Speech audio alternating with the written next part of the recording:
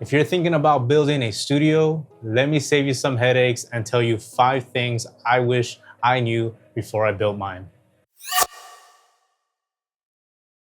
What's up, YouTube? My name is Saul Varo and I run Burnside Studios here in LA, and I've made just about every mistake you can imagine when opening up a studio. This isn't about buying fancy gear. These are things that could have saved me money, time, and a lot of frustration that I could have avoided. Point 1, budget for the boring stuff. Everyone wants to go out and buy every mic they can, but everyone forgets to buy cables, microphone stands, pop filters, and even surge protectors for the gear they're buying.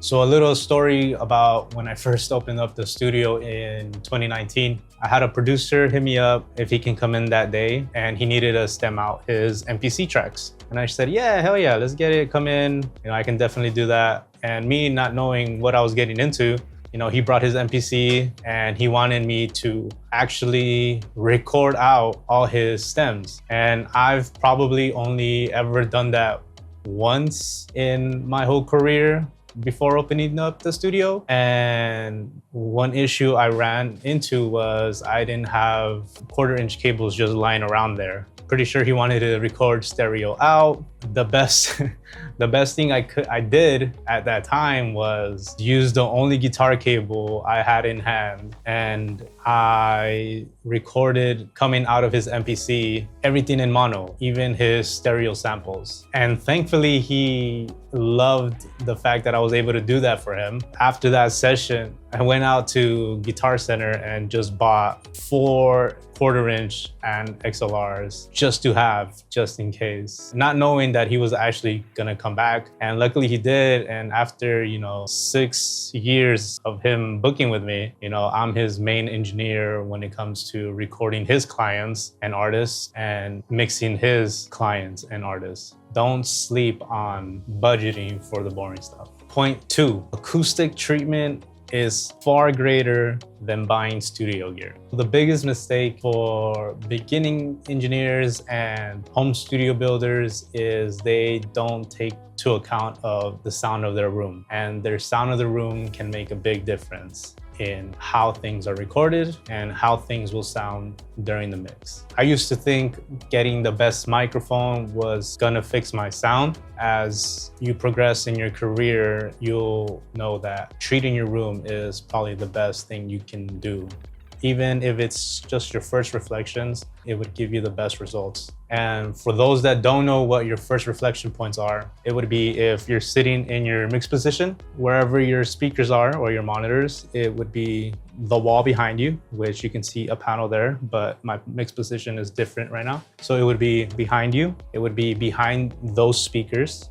So you would put a panel there. And then of course above you, because your keyboard and anything in front of you can reflect up and vice versa, and your left and right panels. So you would have a wall panel here and a wall panel to the left of you. As long as you have those first reflections covered, that'll give you a better result than not having panels up. You can also build your own DIY sound panels from Home Depot, for under like $100. Point number 3, when building out a studio, don't buy everything all at once. So as you build out your studio and you're recording people, you'll learn along the way of what you're actually using and what gear you probably need in the future. An example I can share is these artist mix I bought a few years ago.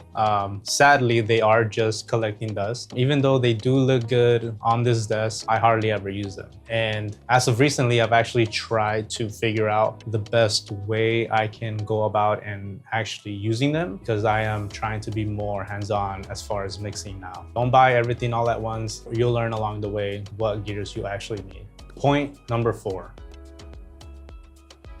Comfort and workflow matter in your studio. Whether that be, the chair you're sitting on, the chair your artist is sitting on, the lighting, the way your studio is set up, it will all reflect in a 6-hour, 8, and even a 12-hour session. And it'll keep that creative juice flowing and not, waste time. You wouldn't feel creative as an engineer if your studio wasn't a place you actually wanted to work out of. So design it the way you like, that makes you feel creative, but also keep in mind of all the artists that are coming in as well. Point 5, the upgrade bug is never gonna go away. And I mean that by there will always be better gear out there. Don't wait until you can afford your dream setup. I wish I first started the studio with the gear that I had sooner. Before opening the studio, I actually started with this Apollo Twin. And for whatever reason, I thought since I was opening up a professional studio, that I needed to upgrade to the Apollo 16. And for those that do know, the Apollo 16 doesn't come with preamps. So before I even got my first client, I already had purchased an Apollo 16 and a hardware preamp, the BAE 1073. I love that thing. I still use it to this day. So yeah, don't be like me. Whatever gear you have already, just use it, build out your studio, bring in clients. I know plenty of studios here in LA that run their system with a Focusrite 2x2. You didn't hear it from me. So there you have it. Budget smart, treat your room, pace your purchases, focus on comfort, and don't get stuck on buying new gear. If you like this video, hit that like, hit that subscribe. I'm trying to stay consistent with this YouTube thing. It'll really help me out to keep making these kind of videos. Also, let me know down in the comments what mistakes you guys did before building up your setup. That'd be really cool to interact with you guys. Peace.